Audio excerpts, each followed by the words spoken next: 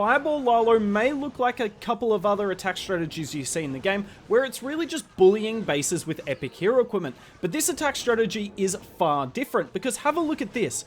We are not bringing the Royal Champion. Yep, the Royal Champion is not used in this attack strategy, and the Royal Champion is the second strongest hero in the game. And that's really what makes this attack so unique. You could do it without the Royal Champion, so if you're upgrading your Royal Champion, I have no doubt in my mind this is one of the better attack strategies you can do, because the Royal Champion's the second strongest hero in the game, and most attack strategies rely on doing a Royal Champion charge. But we're not doing that here. We're doing a Warden charge, and then the Minion Prince is going to come in with the LALO, and the Minion Prince with the LALO is kind of nice, particularly when you've got the jelly on him. So the Warden charge here, we're doing this to set up a Fireball, in case you're curious on the other hero equipment. Here it is. A few epics, but it's not super reliant on epics other than the Warden. Now, I like what CoC does here. As soon as your Warden's dealing with skeletons, you know he's not going to move for a couple of seconds because he's dealing with said skeletons. So that's the time to put the invises down and then Fireball the center. A bit of the CC comes out. I believe that's from one of the sneezies, or the boogers. That's what they're called. So that's kind of unlucky, forced to use the poison spell there against a couple of witches. I really like what CoC does here. He knows the range of the hook tower and wants the king to be brought in. Unfortunately, the spiky ball was never going to go to the town hall, but yet again, town hall gets weakened a little bit more. The warden will go down here though. It gets a little unlucky, but it's impossible for the healers to heal the warden whilst he's moving. And this Sui isn't going amazingly, and that's what I kind of like. You don't have to be perfect with this attack strategy. You can make a couple of mistakes. Now, CoC does get lucky here, because look at this. The NATO holds his queen, and then the queen goes back inside the base here, and she is actually going to go for the town hall as well. But I have no doubt if CoC didn't go for the town hall, he still would have got the 3-star. But let's pause this here, right? Obviously, the warden and the heroes have done a fair bit, but there is a lot of base left here, and this is where the Minion Prince is just insane. So if you didn't see the hero equipment, there it is, running the classic, but instead of the henchman puppet, got the metal pants, because that just makes the Minion Prince completely indestructible, and he's just going to take down the entire back end of the base so easily. Look at this. I mean, doing heaps of damage. Yes, not the highest damage equipment combination for the Minion Prince, but the safest one, particularly when you're sending the Minion Prince by himself. And the jelly just makes the Minion Prince really nice with this, because you don't really need the Minion Prince for more than 35 seconds in this attack strategy. In that sort of time, he's done all the work you need. Now, am I going to pretend that the Minion Prince and the LALO is what makes this attack strong? No. But it does really nicely complement the LALO part of this attack. This attack is still kind of fireball into hero dive, particularly this hero equipment combination on the queen is insane. The giant and magic mirror work perfectly together. Really nice fireball here, clears all that out. Does miss the scatter shot with the quake spell though, and that's going to cause CoC a few troubles here. I'm sorry CoC if I'm probably pronouncing your name wrong. For those who don't know, he's been a moderator on my Twitch channel for years, and I still can't pronounce his name right. It says everything you need to know about Australians and how they pronounce things. So, Warden Charge coming in on the bottom. He wants to get rid of this scatter here, because it does set up his Sui really nicely. Now, he did fireball the scatter, just shame he couldn't line up the earthquake spells. But you're going to see what a pain the Rage Tower is here, because the Builder Hut, the, 2 Builder Huts are on this scatter, and it's just going to be a complete pain. The Booger does go ahead and pull the CC. So whilst the Sneezy is nice for Warden charges, you do need to know that it does come with risks. You saw it in the last attack, and you've seen it in this attack as well. Both of them being it pulling the CC. And obviously, it's pretty dangerous during a fireball, because it can pull a new defense like a Tesla and redirect it. Anyways, King and Queen coming in here. We're using the Siege Barracks to funnel. I didn't really point that out in the first attack, but the Siege Barracks is here primarily to funnel. And you can see this is just set up beautifully. You know the Earthquake Boots is going to open up the entire base, and the King, Queen, Warden, raged up healers are going to do insane work. Look at that. The spiky ball is just ridiculous, activates the back end Rage Tower, and that's going to make the LALO here much easier, and the King and Queen going to go after the Town Hall, and the Queen ability is going to get that. But let's focus on the LALO here. Now, is this a very trimmed up LALO? Yes, but it's still not a super easy one, and CoC is going to make it look kind of easy. So the Skeleton spell to to distract the Monolith. But unfortunately, the Nado is there as well, which means the Minion Prince's jelly is getting wasted here, and these loons aren't going out and tanking as much. Meanwhile, I'm trying to show everything. We got the majority of the LALO coming in on the top side with the Rage and the Headhunters and one Freeze. The Dark Orb lines up beautifully. That's why the Minion Prince came from the bottom here. Not just because he can take out the Monolith, but also to line up that Dark Orb to hit as many different defenses as possible. And that's really what makes the LALO strong here. Now, you could do this attack with the Royal Champion.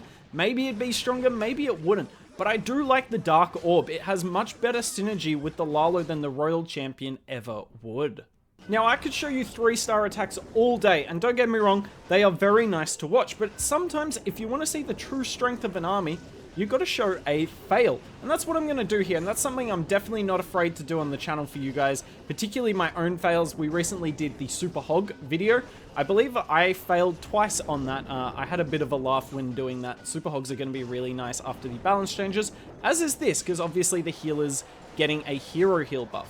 But yeah, this is going to be a fail, and a lot goes wrong here, and Corne's still able to get the 3-star. Now, I believe he wanted to put a third invis spell down so that the fireball would go to this builder hut here, because if he gets the builder hut, he gets mono, CC.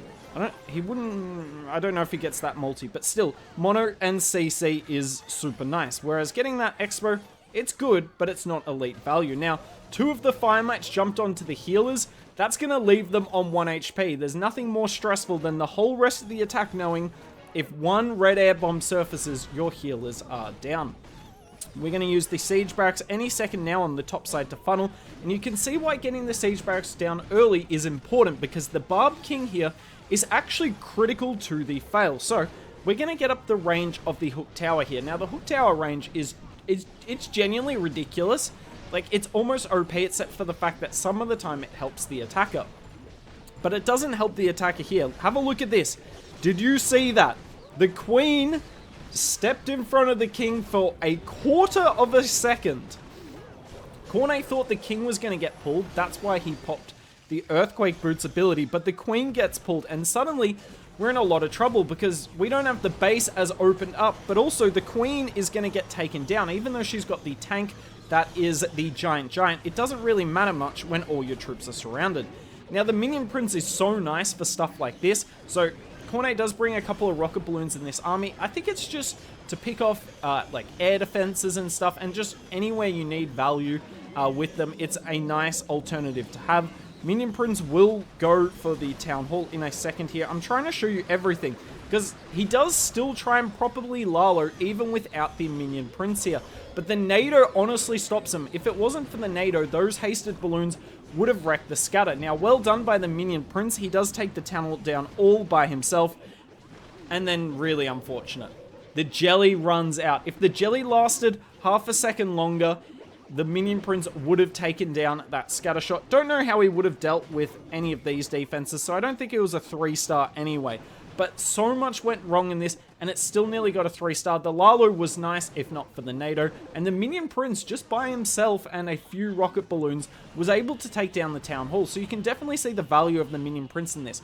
If you use the Royal Champion there, the Defensive King would have had a field day. Quite unlucky here for Corne, but a valuable part of the video in my opinion. But even if the Warden goes down, that's not the end of the world. The Warden's going to go down again in this attack. I'm not very good with spoilers, am I? Let me know if you don't like the spoilers, but I'm just trying to get you guys interested in the attack, because I think all these attacks are worth watching. Now, if you want to do LALO, this is probably the best beginner way to do it in terms of at Town Hall 17. If you do want to learn LALO, I recommend playing on a Town Hall 9 to Town Hall 13 account.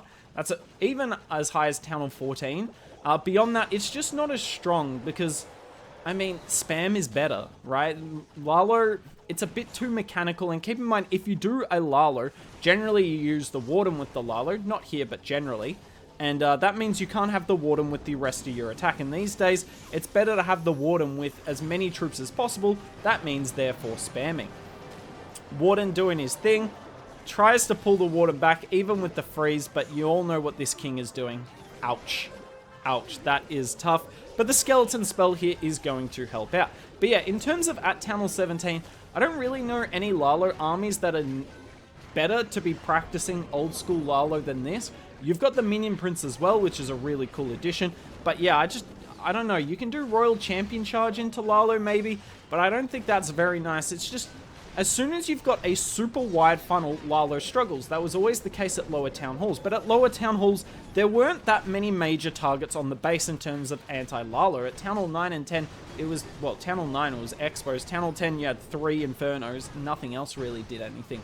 Whereas at Town Hall 17, there are so many targets that can do major damage to your troops. Now, this has been needed because hero equipment's OP, but what it has done is it's made armies like Hybrid and LALO not very good, and Queen Charges as well, because there's too much damage on the base. Now, we need all this damage to combat epic hero equipment, but it is kind of sad in the sense that, I mean, it's just any troop with low HP struggles.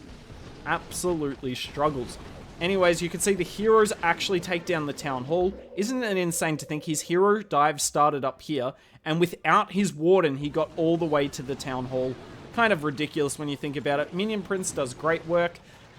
Just the LALO is nice on the end here, but there's no doubt with this attack, rocket balloons probably would have been safer on the back end, and then you use the Royal Champion with the rocket spear and either the Seeking Shield or the Electro Boots.